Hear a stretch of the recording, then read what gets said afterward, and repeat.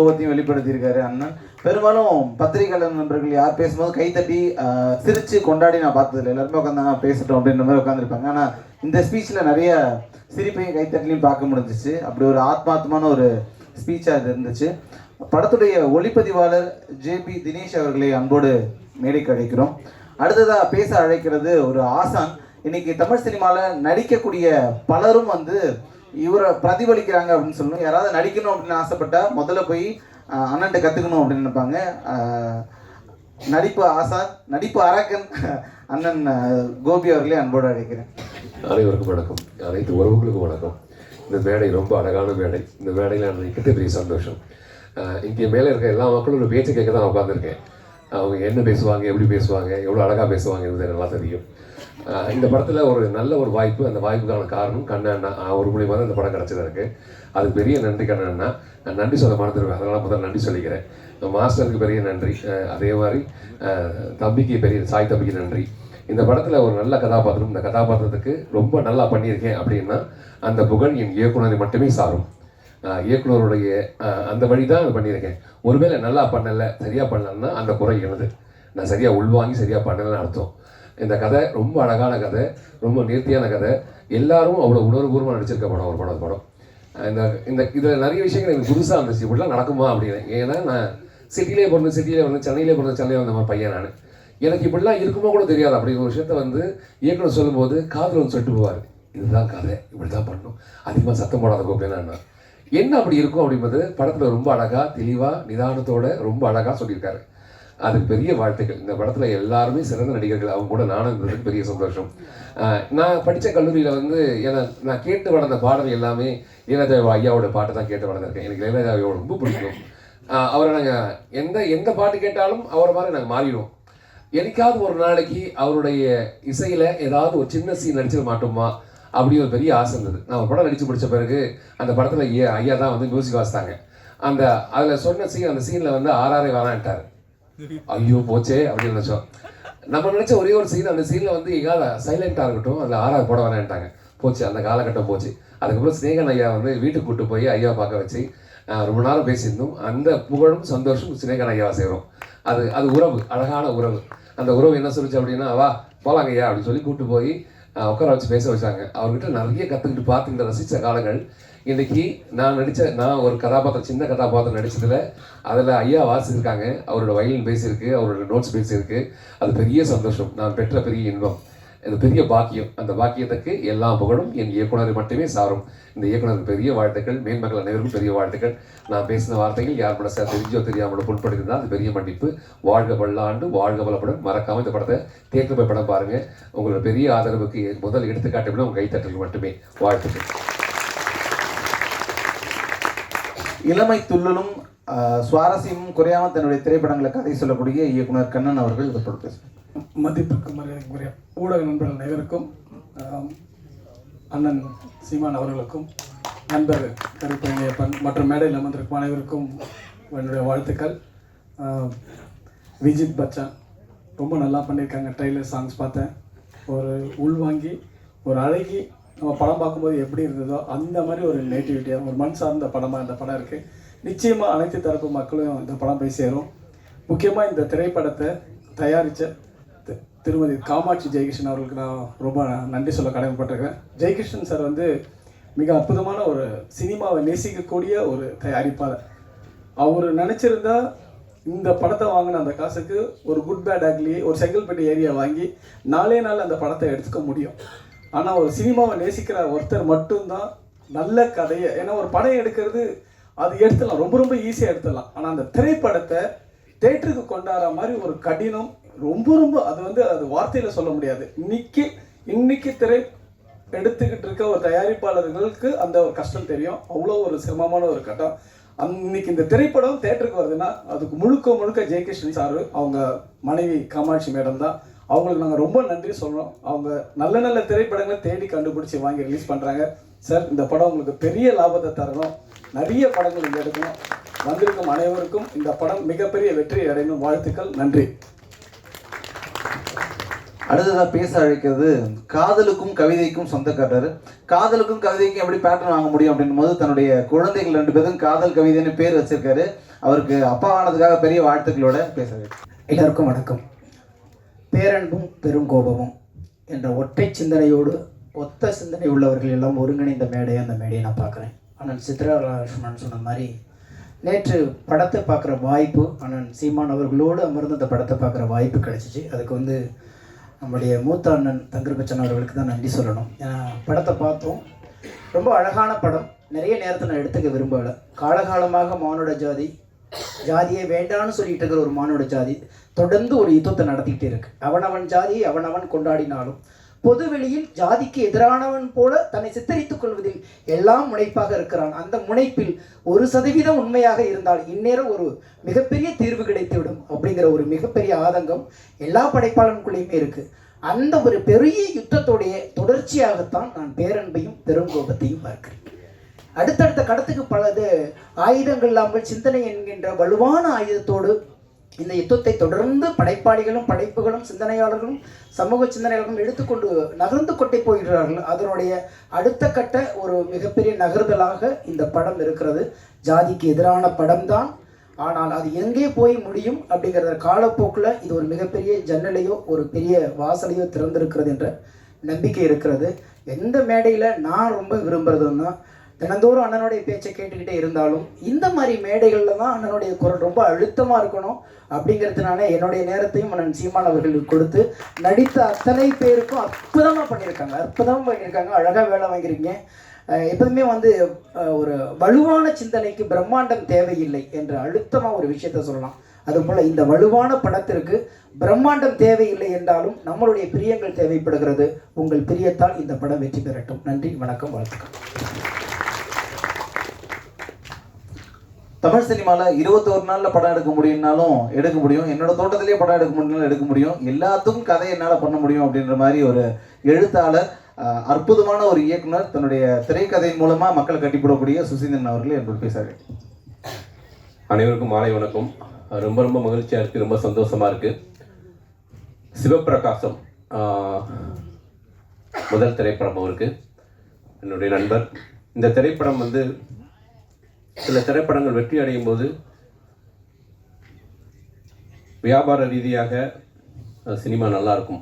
ஒரு படைப்பாளனா சிவப்பிரகாசம் மாதிரியான இயக்குநர்கள் தமிழ் சினிமாவில் வெற்றி அடையும் போது தமிழ் சினிமாவுக்கே ஒரு பெரிய அங்கீகாரம் கிடைக்கும் நான் நம்புகிறேன். நான் மகளில் பாண்டியநாடு திரைப்படங்கள் நான் ரிவெஞ்ச் ஸ்டோரி பண்ணியிருந்தாலும் இந்த படத்துடைய ரிவெஞ்ச் ஸ்டோரி கிளைமேக்ஸ் என்னை ஒரு மாதிரி ஷேக் ஆகிக்கிடுச்சு.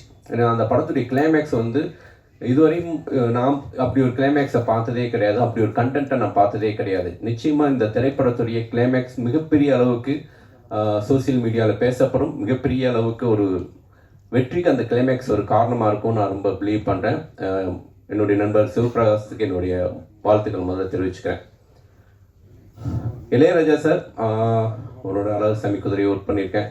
அவரை பற்றி இந்த படத்துக்கு இந்த போஸ்டர் டிசைன் பண்ண அந்த தம்பிக்கு வாழ்த்துக்கள். இந்த படத்தில் வரக்கூடிய அந்த நெருப்பு ஒரு இடத்துல வரும், அந்த இடத்துக்கு ஒரு கிளைமேக்ஸில் அந்த பர்டிகுலர் அந்த ப்ரீ கிளைமேக்ஸில் ஒரு ரீரெக்கார்டிங் பண்ணியிருப்பாரு. அமேசிங்கான ரீரெக்கார்டிங், அந்த இடத்தவே என்ஹான்ஸ் பண்ணி கொண்டு போச்சு. ஸோ அப்படியான ஒரு ரீரெக்கார்டிங் அந்த படம், அது ராஜா சாரால் மட்டும்தான் முடியும். மிகப்பெரிய ஒரு உயிரோட்டமாக ஒரு எமோஷனலான ஒரு கண்டென்ட்டாக இருந்துச்சு. ஸோ இளையராஜா சார் இந்த படத்துக்கு மிகப்பெரிய பலம். டிஓபி தினேஷ், நான் அசிஸ்டன்ட் டைரக்டராக இருக்கும்போது அவரும் அசிஸ்டன்ட் கேமராமேனாக வாழ்க்கையை ஸ்டார்ட் பண்ணோம். ஸோ தினேஷ் இந்த படத்தில் ஒரு கேரளாவில் ஒரு லவ் எபிசோடு வரும், ஃப்ளாஷ்பேக் போர்ஷன்ஸ் அமேசிங்காக இருக்கும் அதோடைய லவ் போர்ஷன்ஸ். ஸோ டிஓபிக்கு என்னுடைய வாழ்த்துக்களை தெரிவிச்சுக்கிறேன். தங்கர்பச்சன் சார் நான் அவர் டைரக்டராக இருக்கும்போது, அவர் குட்டி பையனாக இருக்கும்போது அவருடைய சின்ன வயசில் ஒரு ஆக்டிவிட்டீஸ் எல்லாம் வீடியோ எடுத்து அவர் நிறையா சேகரித்து வச்சுட்டு இருந்தார் அப்படின்னு நான் படித்தேன். ஸோ அப்போ இருந்தே அவர் முடிவு பண்ணிட்டார் இந்த பையன் ஹீரோ தான். ஸோ அவருடைய கனவு இந்த இடத்துல நிறைவேறி இருக்குது. ஒரு முதல் திரைப்படத்தில் ஒரு ஹீரோவுக்கு இவ்வளோ வலுவான கதாபாத்திரம் கிடைக்கிறது ரொம்ப ரொம்ப அரிது. ஏன்னா ஒரு 20 வயசு பையனாகவும் நடிக்கணும், அதே டயத்தில் ஒரு 50 வயசு வயதானவராகவும் நடிக்கணும். அப்படியான ஒரு 2 மாறுபட்ட கதாபாத்திரங்கள், 2 கதாபாத்திரத்தையுமே ரொம்ப உள்வாங்கி அந்த எமோஷனை ரொம்ப சரியாக வெளிப்படுத்தியிருக்காரு. ஹீரோ தம்பிக்கும் என்னுடைய வாழ்த்துக்கள். தம்பி தமிழில் பேர் விட வாய்க்குள்ள வர மாட்டேங்குது.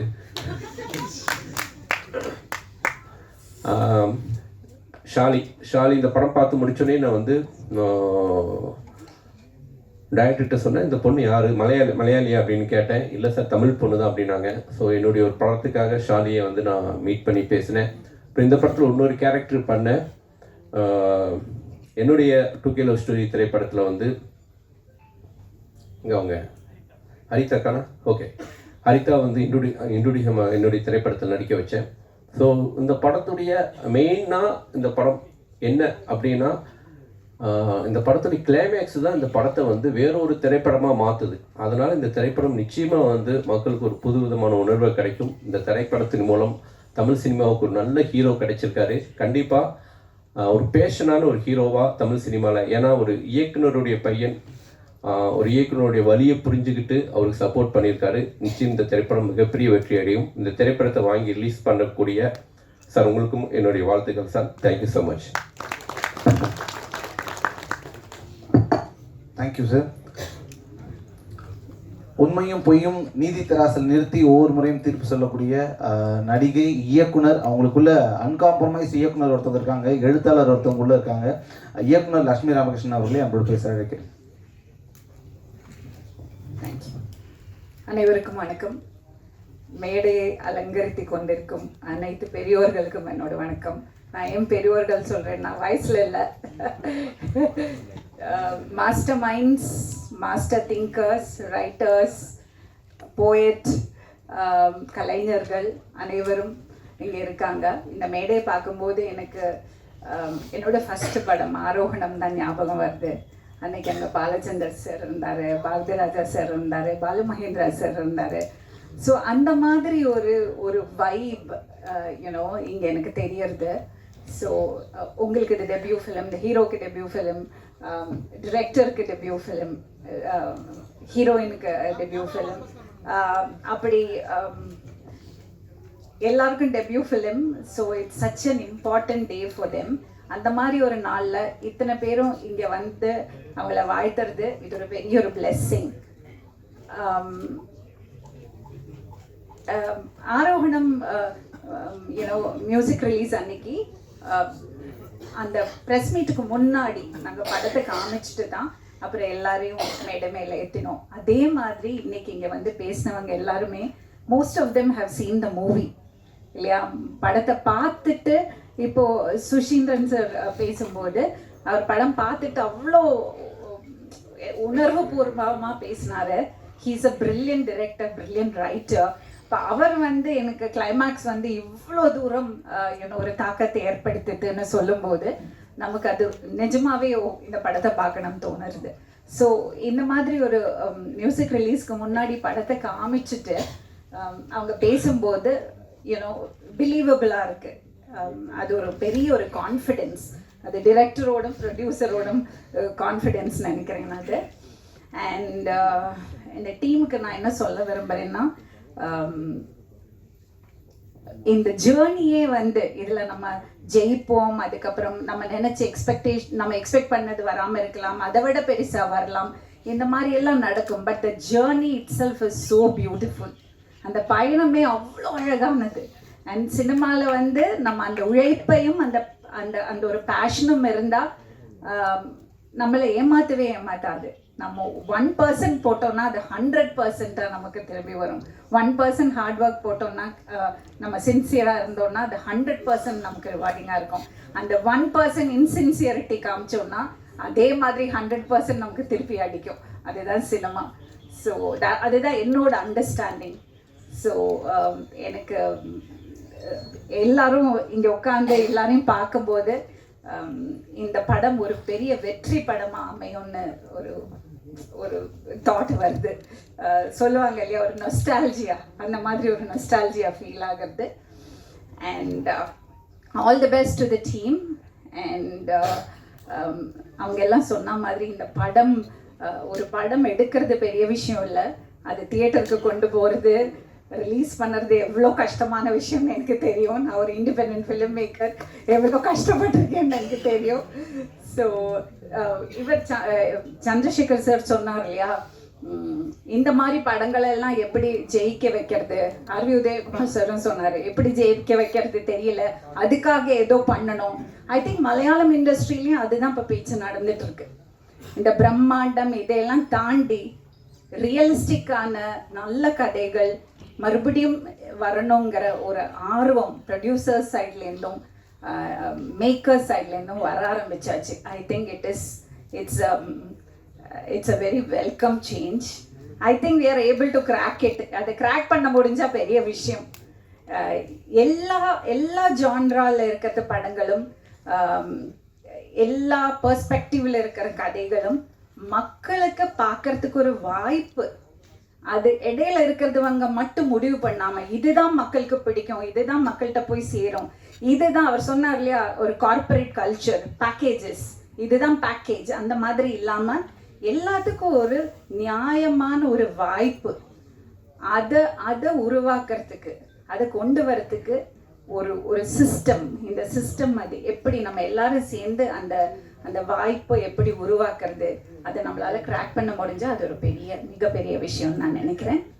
Thank you very much for this opportunity and all the best. Thank you.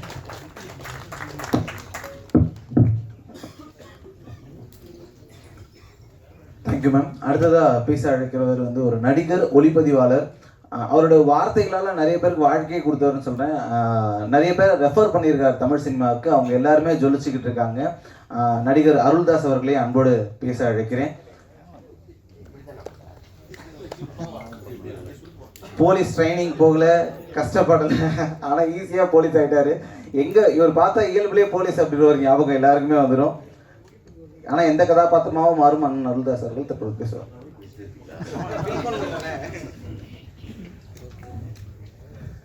அனைவருக்கும் வணக்கம். அன்னையில இருக்க எந்த பிரச்சனையே தெரியல எனக்கு. பேரன்பும் பெருங்கோபமும் என்னுடைய அன்பு தம்பி சிவபிரகாஷ் இயக்கத்தில் வந்திருக்கு.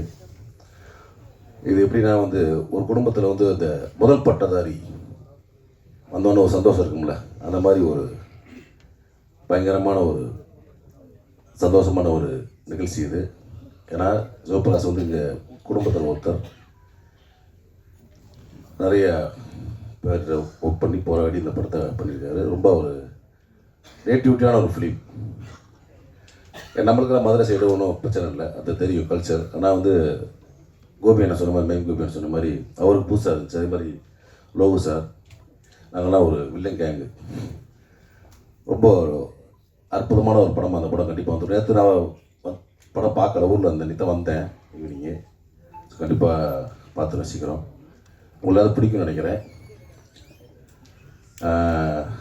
ரொம்ப ஒரு எமோஷனலான மூமெண்ட்டாக இருக்குது. Prakash,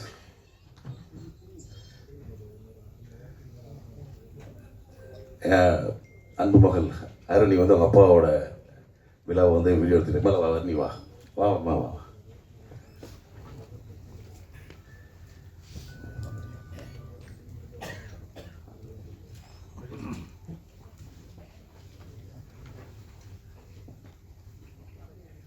okay okay.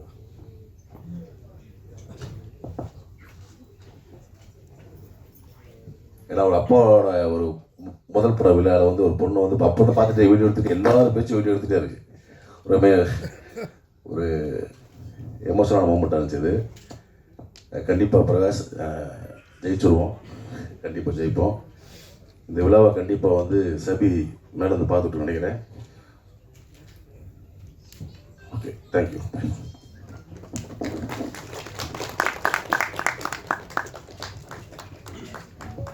Thank you so much for making such emotional moment sir. அடுத்ததாக தன்னுடைய செட்டுகளால் புதிய புதிய உலகத்தை உருவாக்கக்கூடிய கலை இயக்குனர் முத்துராஜ் அவர்களே அன்போடு பேச இருக்கு.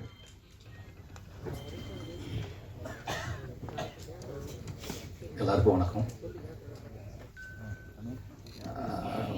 மகன் விஜித் பச்சன்